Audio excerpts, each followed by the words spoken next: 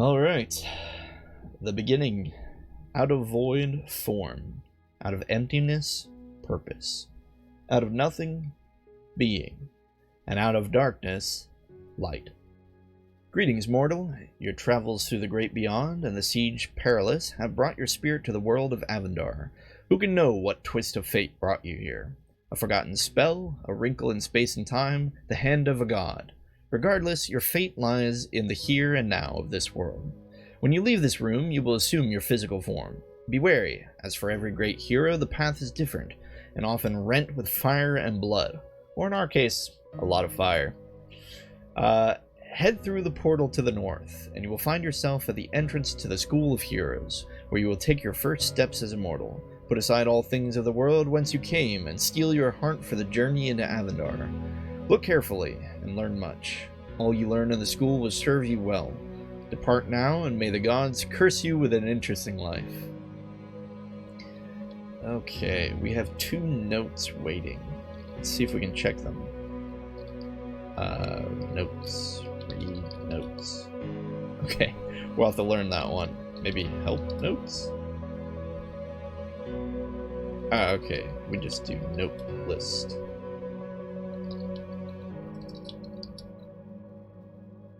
Okay, the great houses want you. Ooh, that is an old note from 2016. We'll skip over that one. We'll read whatever this housing... Wait, how do we note read? Here we go.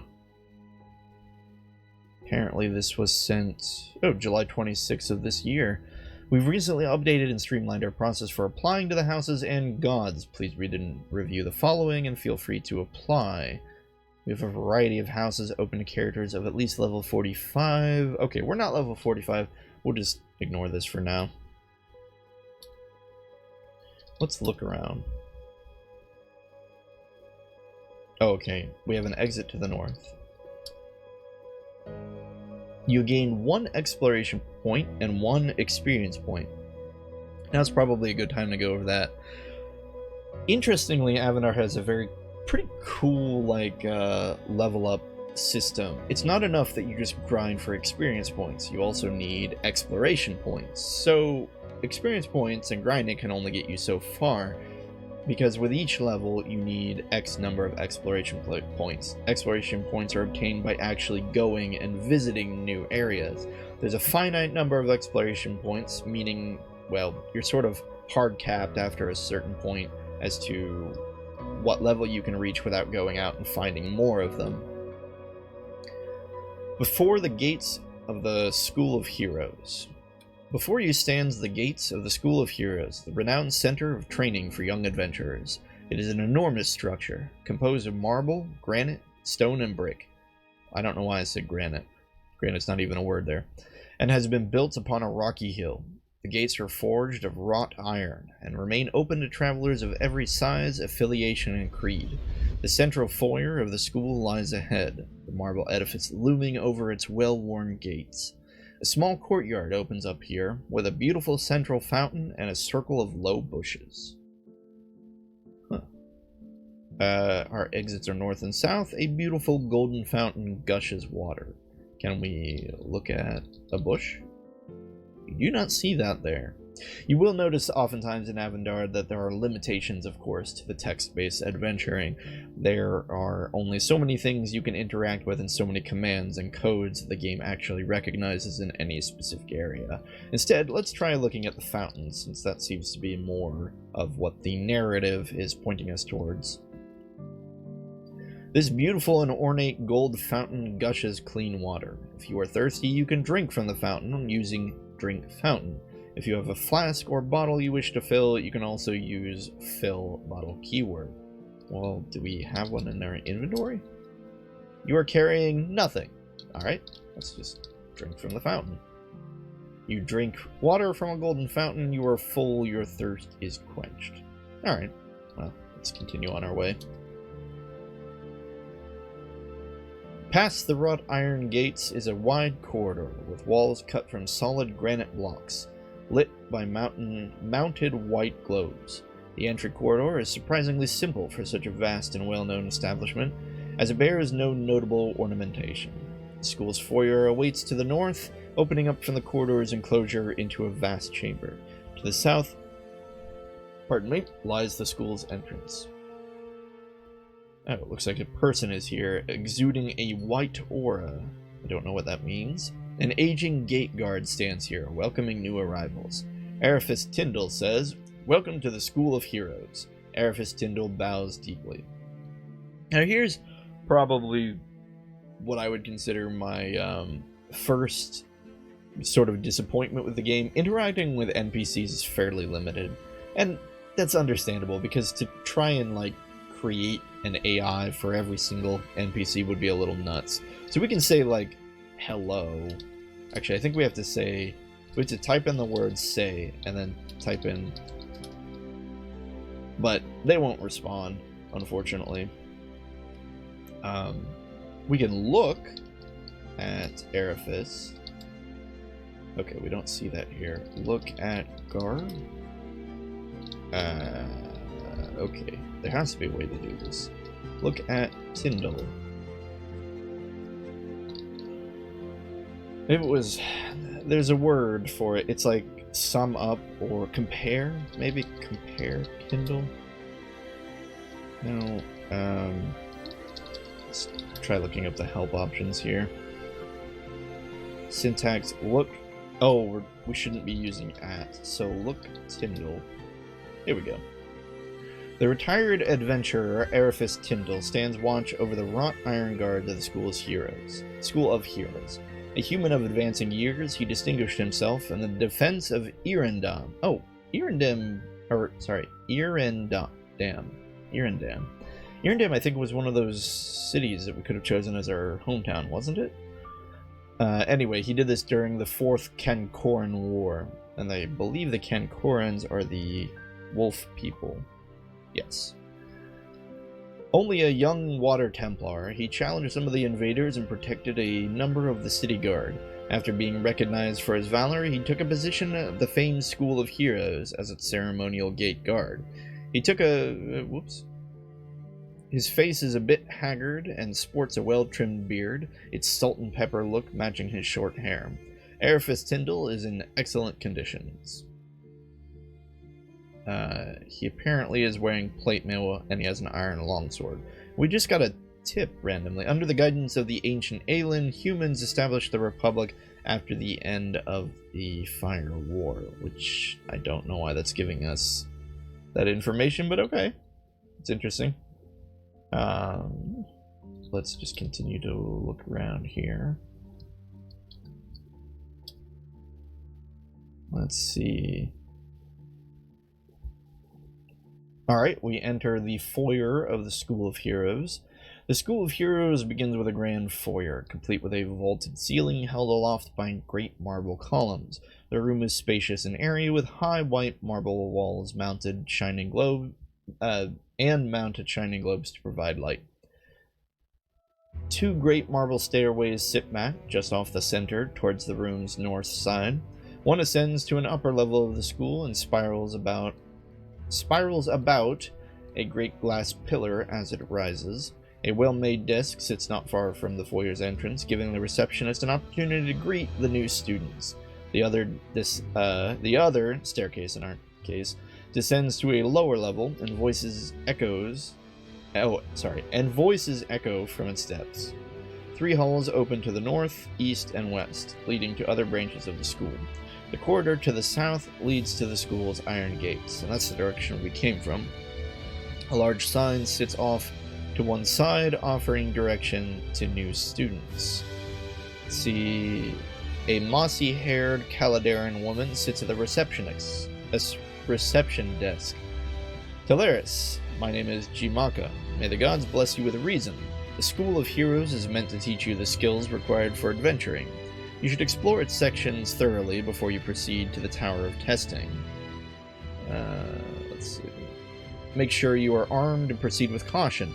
The tower is full of monsters. If you ascend it successfully, you will be rewarded with the school's sigil. With it, you should be ready to explore Avendar at large.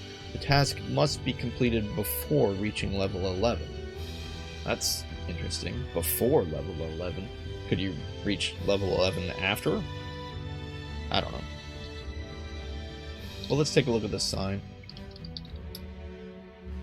Oh, right. We shouldn't use add. The School of Heroes is divided into sections, with each its own unique purpose. To learn about Avendar's history, pantheon, races, go to the Hall of Knowledge. To learn about money, merchants, and acquire weapons, armor, and supplies, the Hall of Arms. To practice your skills, go to the Hall of Professions. To learn about ethos and alignment, go to the Hall of Fates. To reach the school's trials, descend the stairs to the Adventurer's Lounge. To leave the school and visit Avendar's cities, go to the Portal Chamber. That's quite a bit to take in. I'm not really sure. I believe south probably ends our time at the school. Ooh, let's go to the Hall of Knowledge. A large, imposing chamber, the entry to the Hall of Knowledge is composed of almost entirely white marble. The domed ceiling at first appears transparent. Upon closer inspection, it is in fact an illusion of Avendar's starscape. The room is lit by dim globes of light, which are affixed to the walls in lieu of torches. The dark floor's high polish reflects the enchantment above, giving the room a slightly disorienting feel. A sign directs students to different parts of the Hall of Knowledge. We'll read the sign. The Hall of Knowledge is divided into 3 general sections. To learn more about Avendar's history, go north. To learn about the races, go west. To learn about the Pantheon and Great Houses, go south. Let's try going south. The Hall of Great Heroes. This wide hallway is lined with paintings, each one depicting a different of Avendar's great houses. Each has a respective alcove, complete with carvings of the house's individual symbols. Along the south wall are 3 alcoves, while the smaller north wall contains only 2. The Hall of the Knowledge opens up to the north, while an opulent chamber lies to the west. Let's see if we can look at the alcoves. 5 alcoves line the walls of this corridor. 3 are upon the south wall, and 2 are upon the north. Well, let's look south. 3 alcoves line the southern wall. On one side, the Guardians of the Law are depicted. On the other, the Raiders of Twilight. Between the 2 is an alcove for the Knights of Balance. Alright, well, let's look at the Guardians of Law. This painting is framed in iron and depicts the cities of Avendar. A different force attempts to besiege each, one by dark-robed figures, another by white-armored warriors, and another by hooded barbarians. In each case, ironclad defenders are painted as victorious, their armors marked by the seal of the crown. Alright, looks like we could look more into these by typing help guardians. This looks pretty in-depth, so we'll skip over this for now. We'll just continue looking at... what were some of the others? The Raiders of Twilight. This painting is framed in carved wood and depicts the Raiders of Twilight. Various unsavory-looking individuals, some shrouded and some not, are painted, laying siege to the city of Var Bandor. Oh, that's our hometown. That's not very nice. They carry maces, swords, and torches, while great carrion birds follow on spread wings. Alright, well, I already don't like these guys. Can't siege our hometown. Wait. Look. Knights of Balance. Huh. Am I not doing something right here? Look south. Between the 2 is the alcove for the Knights of Balance. Look Balance? Look Knights? Huh. Wonder if that's broken. It might be. Look alcove middle? Look middle. Look south, knights. Ah! Look knight of balance. Am I typing this in wrong? Look knights of balance. Oh, maybe we can just do help knights of balance. There we go. The Knights of Veneria are a religious order dedicated to preserving the ideals of balance in Avendar, both between adventures and across the great houses. Okay, so I guess these guys are just interested in balance. Huh. They sound like the cooler ones to be a part of, especially since we're neutral. Okay, where were those other two alcoves? In the north. Okay. The northern alcoves show the champions of Avendar and the Great Federation of Merchants. Well, let's look at the champions. This large painting is framed in gold and depicts the grounds of the Tower of Aramril. It looms high to its sparkling dome top with many images of some of its more famed membership painted across its base. Circling the tower itself are images of winged celestial creatures and holy symbols of Jolin, Aeolus, and Ristaya. For information... yeah, okay. We'll go ahead and look at the Federation. The large painting, framed in shining silver, depicts the Carvalius Manor, the extravagant seaside mansion that is home to the Grand Federation of Merchants. A caravan of carriages, each piled high with chests of gold, riders through the front palisades of grounds, and dockhands bustle as they unload crates of jewels from a large silver-sailed vessel. So it seems that we have, perhaps, the good house, the bad house, the neutral house, the Federation house, and the champion house? Not sure who those guys are.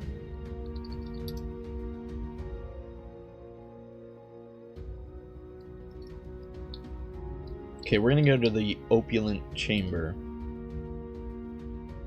which apparently is the Hall of Gods. The furnishings of this large semicircular chamber are nothing less than lavish. The marble floor is covered by a thick purple velvet carpet, while the diamond dust starscape glitters on the ceiling. Gem-encrusted alcoves line the walls, each inset with a carved statuette of a different god from Avendar's pantheon. To the east, a white marble hall is lined with alcoves and paintings. An ivory plaque provides information about the statues within the hall. Oh, it looks like a person is here. An Ethron pupil is looking in awe at the starscape overhead. Who are the Ethrons? Ah, they are a plant golem. Let's look at the Ethron. A youthful Ethron girl looks at the alcoves representing the various gods of the pantheon. She is short and leaf green, her shoulders broad and strong. She seems especially small within the hall, surrounded as she is by deific images.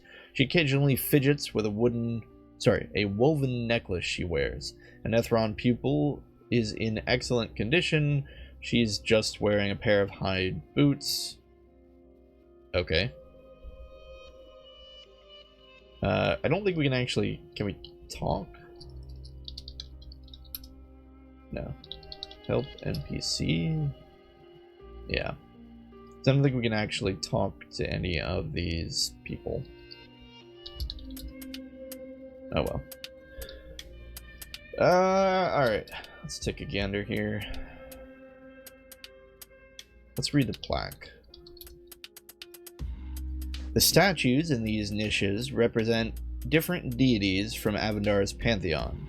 The gods each have powers over different domains. Some crave evil, destruction, and chaos, while others seek order, peace, and justice. The gods of Avendar accept mortal followers, where the great drama of existence is played out. The great drama of existence. Yes, existing is quite the drama. Those who find favor with a particular deity may be marked with their unique sigil. These individuals act as that god's representative in the realm. Crap. Is that us now? For a list of the gods and their affiliation, type Wiz list?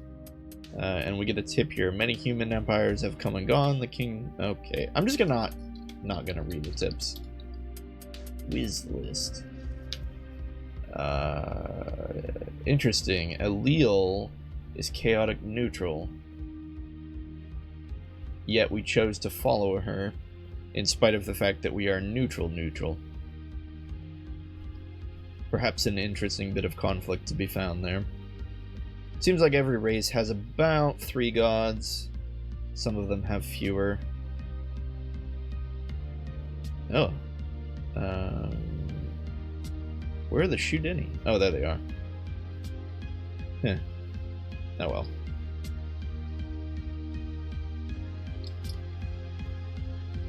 Please be advised that gods that are marked with a asterisk have help files that are either incomplete or out of date. They are still available, just be aware that the documentation won't provide the best possible picture of them. Interesting. Okay. Well, we'll go look at that later. Let's see, is there anything else? Guess we could look at the statuettes.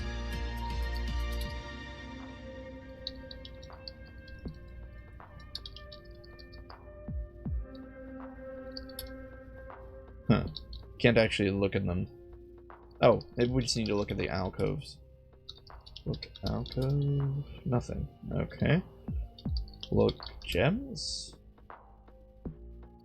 Look, carpet! Come on, man. I guess we're just supposed to... Maybe if we just look north. Look south. Look east. Look, a series of paintings line the hall to the east. Oh, okay. Let's look at the paintings. What? You do not see that here? Look, paintings. Okay. Look west. Nothing special. I don't understand. There's like... says... I guess the plaque is kind of where we're supposed to get all the information, or this whiz list thing. Okay, let's figure out where we can go from here. We can only go back the way we came. Let's go east, north, and back of the Hall of Knowledge. And from here we can go to... let's see. We went south. Let's go east now. The School of Heroes begins with a grand... Wait, we've already been here. Hold on. I think I went the wrong way.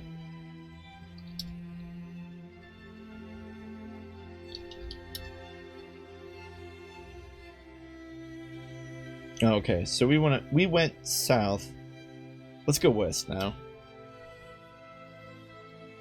We are in a wood-paneled vestibule. A small vestibule attached to the Hall of Knowledge. This chamber acts as a transition from the illusory night sky to things more mundane. Few furnishings are notable in this small area, aside from a few tastefully potted plants and portraits of some of the school's founders. Unlike the Hall of Knowledge proper, the floor of the vestibule is covered by carpet, likely to deaden the sound of boot, foot, and claw. To the west, a wood-paneled door leads to the library, while to the east, the light dims. Well, we came from the east, so we probably just want to go west. Translucent, a Chitaran pupil examines the portraits of the vestibule. What is a Chitaran, and why are they translucent? Let's see. They're the spirit people, whose home was eaten by the giant Shudeni dragon. Alright. Now look at pupil. A young Chitaran male is here, standing in the vestibule outside the school library. A new student of the magics of air, he relaxes after a few long hours of studying. His chestnut brown hair seems to want to stand on end, which paired with his crooked glasses gives him a look of comical whimsy. Each charm pupil is in excellent condition. They are wearing a pair of crooked spectacles, a woolen mantle, and a simple pine staff.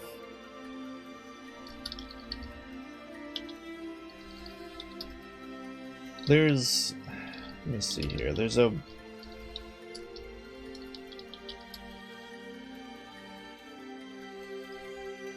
no, this is... consider, that's what it is. It's not compare, it's consider. Consider pupil... okay, so essentially you can consider... consider NPCs to sort of compare them from you to them, or them to you. I don't really know what it means when they regard you with open contempt. Let's see if I can look up exactly what contempt means. The feeling that a person or a thing is beneath consideration, worthless, or deserving scorn. So the pupil is not worried about us, I think is the best way to think about that. And they exude an aura of goodness, so they must be of the good alignment.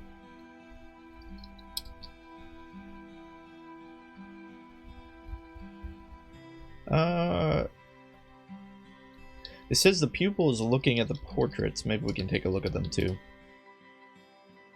A series of small portraits have been hung along the north and south walls of this room. Sorry. Each is surprisingly mundane, given the school's reputation for training the most diverse of adventurers. Perhaps, in the shadow of their creation, their own images are lacking in comparison. Interesting. Series of small portraits.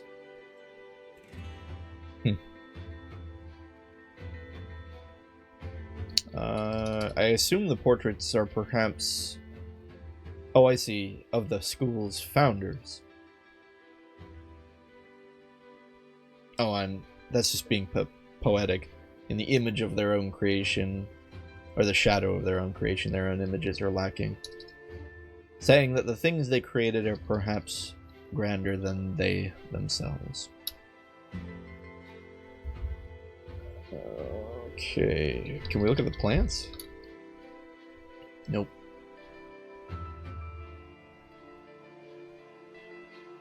Yeah, it doesn't look like there's anything else here.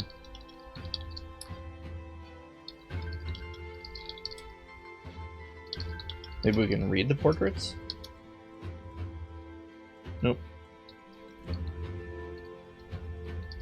Alright, well, let's go to the east, I think? No, we wanted to go to the west. I think. Alright, we find ourselves in the library. The library of the School of Heroes is a small, quiet affair. It is filled with volumes and scrolls from throughout Avendar, although most of their subject matter is quite mundane. Countless adventurers have perused the library's offerings, and many in turn have contributed to its collections as patrons. A small wood paneled vestibule awaits to the east, providing the library's only exit. A heavy leather-bound volume is laid out for easy reading. Ah, yes.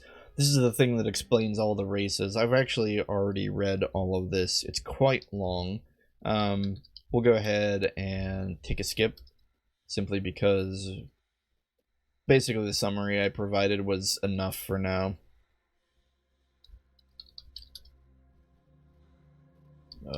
Okay, where haven't we gone? I think... did we go to the Hall of Heroes? Nope. Okay. We're gonna go to the Hall of Heroes. Framing this corridor are marble statues of ancient heroes from ages long past. Each serves as a mute honor guard to those adventurers who would tread the hallowed halls of the School of Heroes. Dim globes of light are set in brackets on the wall, their faint glow reflecting off the surrounding white marble. To the south, the hallway opens up into the Hall of Knowledge, which is where we came from, while the statues thin out to the west. A human pupil touches the foot of one of the statues. We'll go ahead and take a look at the human. A human pupil looks at the stone faces of the statues within the Hall of Heroes. He is young, little over 18, and moves from statue to statue, inspecting their frozen expressions. His skin is light, his hair is blonde, with a slight but not unhealthy build. They have a copper chainmail, some chainmail leggings, and a pair of hind boots. Maybe we can take a look at the statues. These statues stand in mute testament to the great deeds of heroes past. Through sword, sorcery, wit, and will, they all rose from mere neophyte to become the stuff of legends. The globes? No. Okay, we'll just continue going west then. We are now in the Hall of History. The walls of this chamber are covered with vividly colored murals depicting the history of Avendar. On a backdrop of white marble, the murals represent the progression of the world through the various ages. Globes of light are used to highlight key moments in the timeline, producing an eerie pattern of lights and dark. The room's only exit is into the hallway to the east, lined with statues.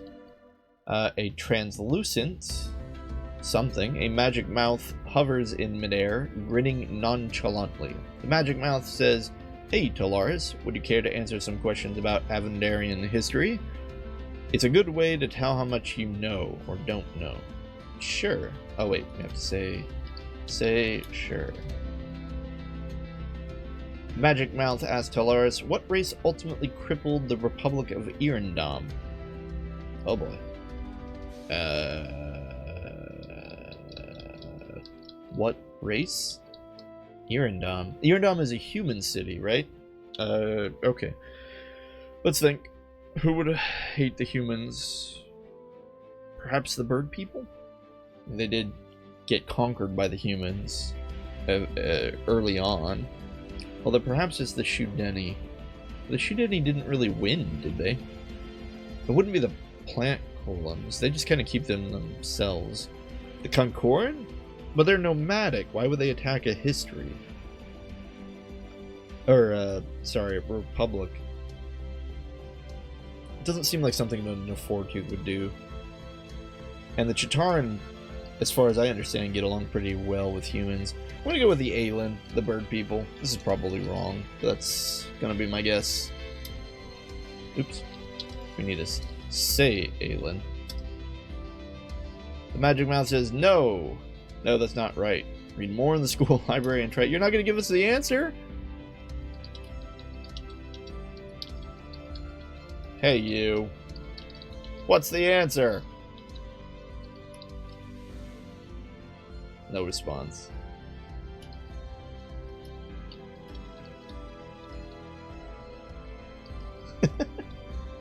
Alright, well, we'll take our leave of the Magic Mouth. Apparently it judges us for not knowing enough of the history. Alright, so we're back at the foyer.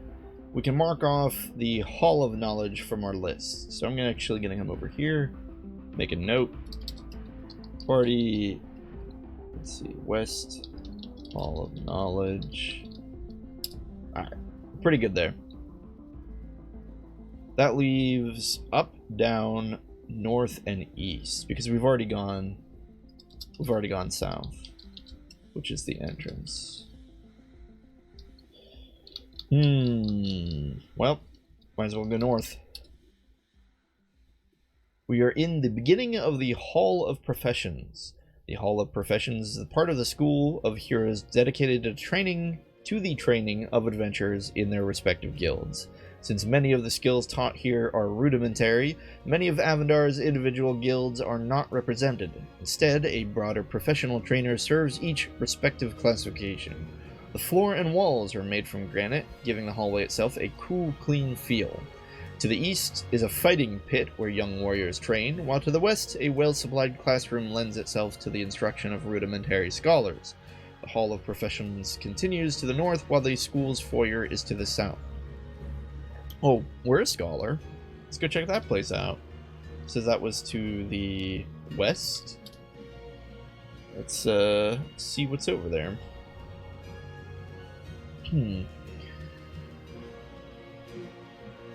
We find ourselves in a well-furnished classroom. This classroom is laid out for the instruction of young scholars, including a number of large tables.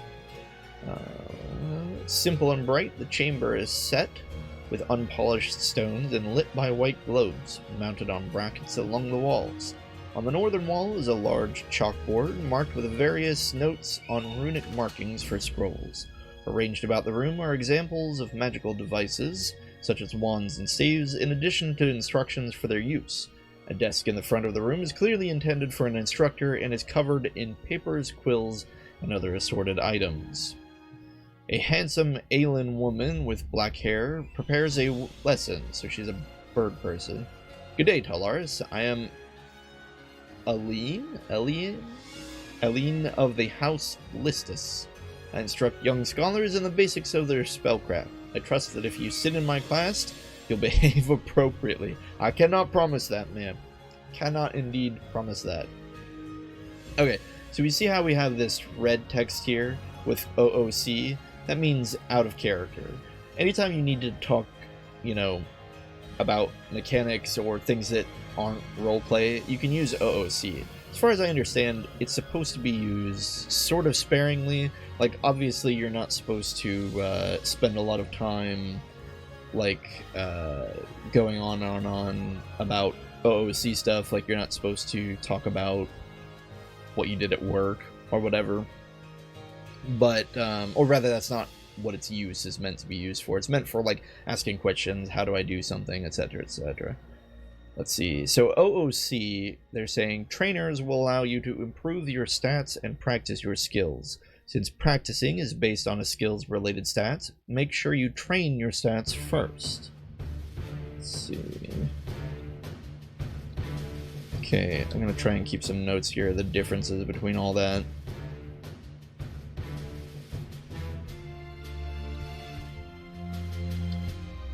Okay, stats and skills, practicing based on skills stats. Example, train strength, practice second attack. For more information, see help train, help gain, help practice. I think I understand training. I don't really understand practice. Practice without an argument tells you your current level and all your abilities. Practice with an argument practices that ability if done at a guild master who can teach that ability. The ability level varies from 0% to 100%, and practicing will raise the ability to a maximum of 75%. Increasing an ability beyond 75% only comes through use of the ability. In general, your wisdom and intelligence affect how well you learn by use in the field. Additionally, you will learn more rapidly when facing foes who are your better and more slowly when facing easier opponents. The effectiveness of which you can learn an ability via the practice is a function of the primary attributes of that ability. Whew. Okay.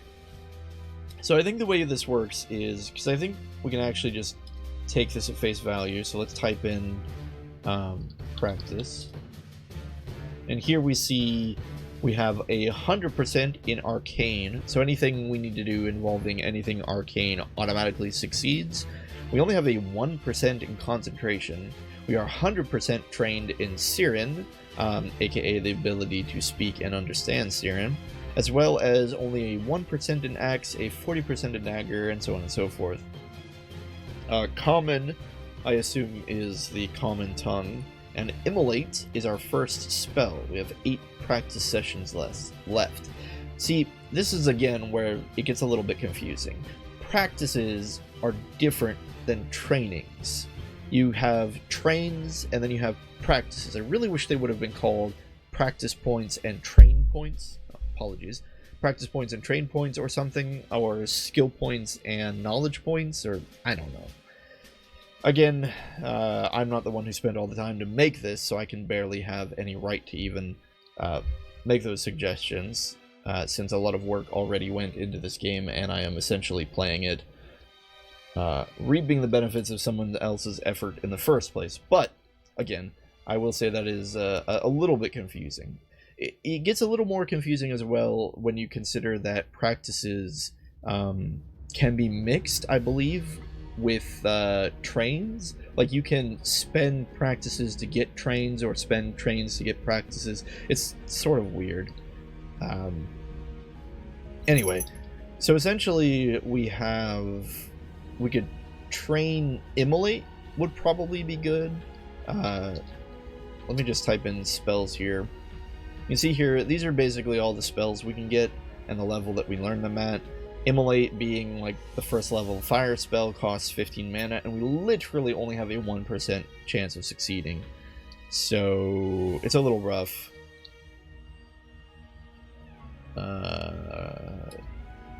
Looks like our last spell is learned at level 39.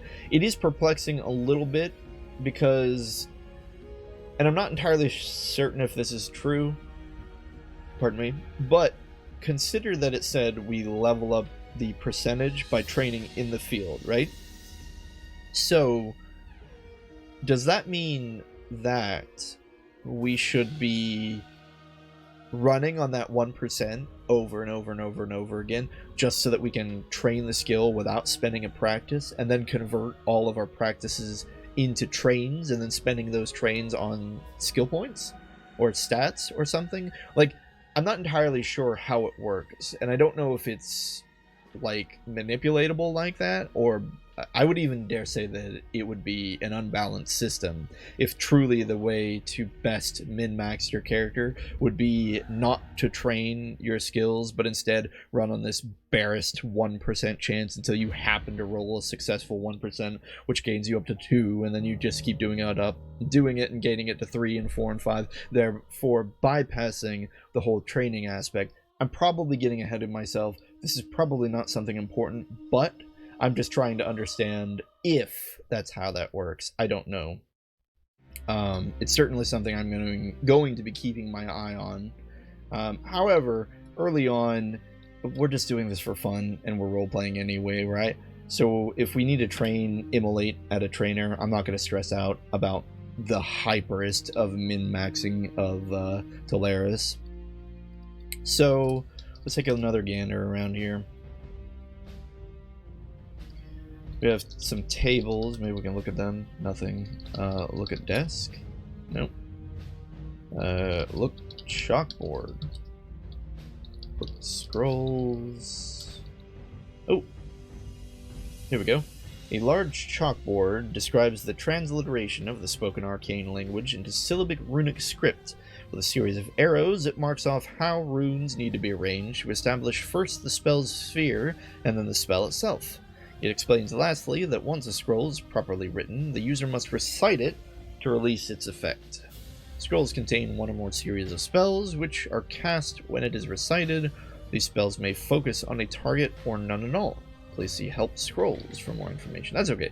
I think I understand how scrolls work. Let's look at the wands.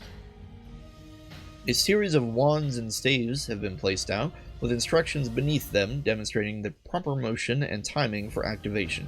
Part of the description of the wands suggests using it to zap, while the staves have a brief description on how to brandish them.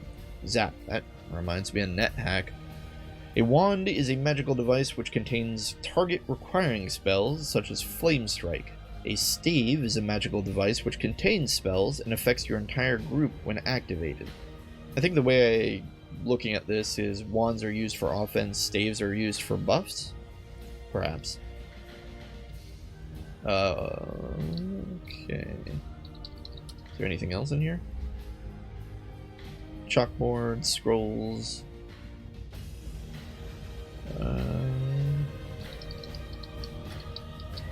We'll look at the instructor. Okay, let's try looking at Aelin. A smartly dressed Aelin woman. Aileen is House Listus. Aileen of House Listus instructs young scholars in the ways of magic. Her long, black, dark hair is done up in a fashionable style, complemented by a pair of slim spectacles. She was born in Erindam. Is that the place we picked? No, we picked the other one. And her prodigious talent allowed her access to many of its well-known teachers. She elected not to join the adventurer cast, instead opting to offer her talents to the school as a professor. She quickly won over the rest of the staff with her style and skill. Her well-groomed wings glitter along their dark edges. Aileen Listus is in excellent condition. She wears a silky shirt with a wide collar, a pair of slim spectacles, and a pair of sleek black pants. Also, can we get a bio on ourselves? Because I just realized I think I've been quoting our hometown wrong. Maybe we can do stats. Maybe Talaris? Help stats. Nope, this isn't it. Help character.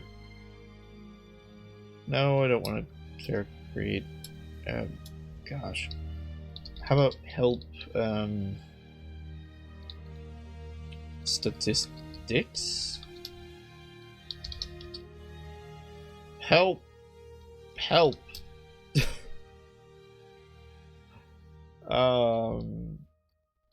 Help skills. Help. Okay, guys, I'm really lost here. Help hometown.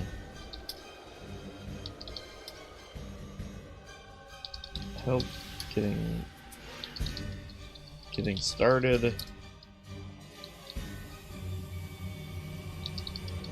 Help basic commands.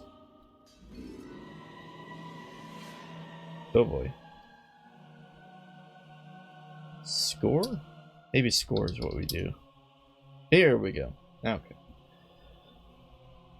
It doesn't actually say where we were born. Unfortunate. Help backstory. Help. Oh, forget it. Alright, we'll worry about what place we were born later. It's probably not important. Okay, so she said something about a lesson here. Uh-oh. With passing of midnight, it is now a new day. That's fine. Say lesson? Good grief, what is this music?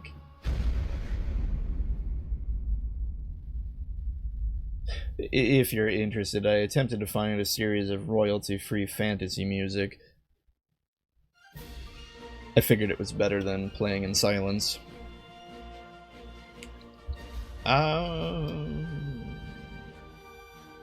Talk? Talk, Aelin? Speak, Aelin. Oh, whoops. Ha! We can speak Arcane. That's pretty cool. What if we speak Siren? We begin to speak Siren. Hello? Oh, whoops. I do say hello. You say in Siren. Ah, that's not quite as fun. Speak common. Alright. Apparently we can't really interact with this NPC, and the point of this room is just to learn about staves and scrolls. Let's go ahead and exit.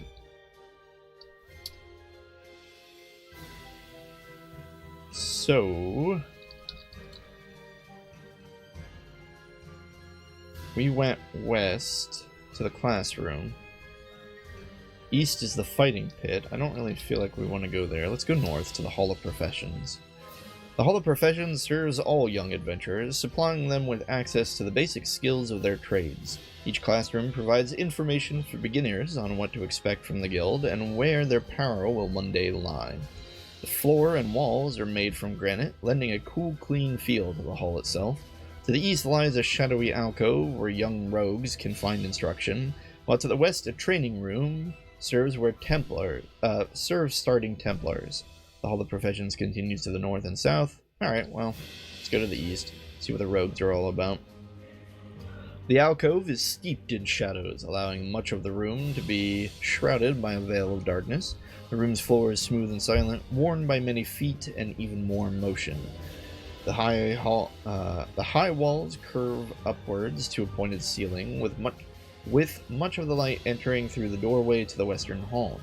The walls are unadorned, revealing little and concealing much.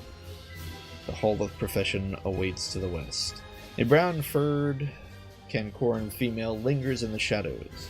Talaris, the name is Korana. If you're looking to train as a rogue, I'm the one you want to see. One piece of advice: if you want to win, never let them see you coming. Definitely can agree with that. However, we don't really want any rogue training, so let's take a gander. Oh wait, training, of course. Hold on, let's go back. Let's go back to the classroom, right?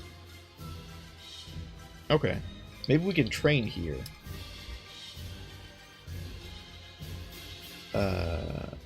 Okay, you have 11 training sessions. You can train strength, intelligence, wisdom, dex, con, charisma, HP, mana. That's not... Train alien? Let's try leaving the hall and seeing if we can still train. Train? You can't do that here. Okay. I see. Interesting. So, the... being around the alien chick allows us to train our intelligence or our base stats. Let's actually try going north and back into the shadowy room. Can we train here? Yeah, we can train here, which is interesting. I thought we could train immolate. Let's just try going... What if we train immolate? We can't train it. We can only train our base stats. Let's just test it out, I guess. We'll train our Your intelligence increases. Okay. We only have 10 trains left. Okay. Well, we'll keep that in mind as possible things we can do. We can apparently train our base stats. We have 10 more points with which to do so. Let's go east. Oh wait, we already went east. Let's go west.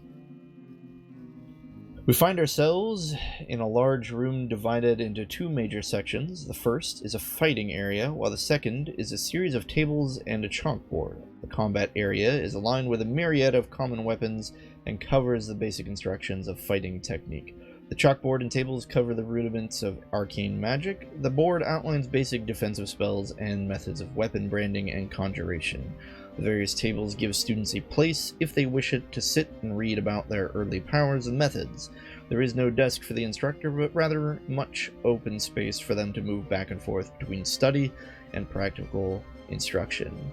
A deeply tanned man floats lazily on unseen wings. Jacin Destal. Fortune smiles upon you, Talaris. Jacin Destal at your service. If you are seeking the way of the Templar, I know all there is to know. To make sure you get to be famous, I have a reputation to uphold. Well, that's very nice. We don't want to be a Templar, though. We'll continue looking around. The Hall of Professions comes to an end here with the last of its trainers. This wing of the School of Heroes is dedicated to training in their basic skills and themes, so young adventurers know what to expect from their future. Broad professional trainers serve the school in this function, offering information and help to students of various guilds. To the east, a wild grove grows of its own accord to assist young naturalists. To the west, a small sanctuary serves young mentalists in their future endeavors. Let's go check out the grove. A small but curious grove grows within the School of Heroes, complete with perception-defying trees and small animals. The chamber itself has given way to the great canopy above, which serves as a makeshift ceiling. The great shadow of the limbs above gives the room a dank, earthy feel, with its luminescent moss bathing the area in a blue glow. The clatter of animals and birds within the branches very much makes this place feel like a fragment of the deepest wild. A doorway to the west leads back into the civilized world of the Hall of Professions. A single white-plumed arrow stands upright in the rich earth. Huh. A white-plumed arrow. Anyway, a bright-eyed Ethron woman sits quietly within the grove. Talaris, it is a pleasure. I am Keshel Arak. If you hope to be a naturalist, I will do my best to teach you the basics. Nature blesses everyone, but especially those who treat it with respect. We aren't really interested in being a naturist, so we'll go back the way we came. We find ourselves in the quiet sanctuary, which is the room of the mentalists. This small room is reminiscent of a monastic cell. It is simply furnished with white paneled wood covering the stone walls. A few simple paintings hang from them, one of them depicting 4 flowers, another prismatic snowflake, and another showing a stylized dove. The floor is covered by reed mats, darkened with dye. A low table sits in the room's center, and upon it is a bronze statuette. The room is lit by simple bronze ceiling mounts, allowing warm light to filter down. The Hall of Professions lies through a doorway to the east. A sickly human with a shaved head meditates on a reed mat. You may call me Polacco, Talaris. This place is meant to instruct those who seek first the power of the mind. Your body has limits, your mind can surpass them, if you let it. Okay. Well, those are our 5 basic classes. I think we've already explored all the rooms in that manner. So that basically just leaves us with the fighting pit to explore, which I'm a bit leery to do, but let's go check it out anyway. 3 steps descend from the hallway into this chamber, which serves as a training area for aspiring young warriors. The floor is padded, marked with spots of blood and sweat for those who have practiced here in the past. A myriad of weapons lines the walls, representing all of the martial creeds of Avendar's battle guilds. The room is lit by simple iron-mounted lights, bright enough to ease instruction and demonstration. The air here is heavy with the scent of exertion, stinging the noses of those who enter it. To the west lies the Hall of Professions. Oh, this is just the training room for fighters. I thought this was like a place we would go to actually fight people. A strapping black-skinned man teaches the warrior's creed. My name is Yuria Hashin, Talaris. This is where young warriors come to train. Make sure you do so before you go to the Tower of Testing. Makes sense. I guess as soon as we know more about perhaps where we want those stats to go, we'll actually train more with the glasses-wearing bird lady. Alright, so we're gonna end back in the main hall. Ooh, someone named Emmond came in and left. That's interesting. At any rate, I'm going to take a quick pause there. When we come back, we will continue to explore the school and find out how the heck we can just do what we need to do.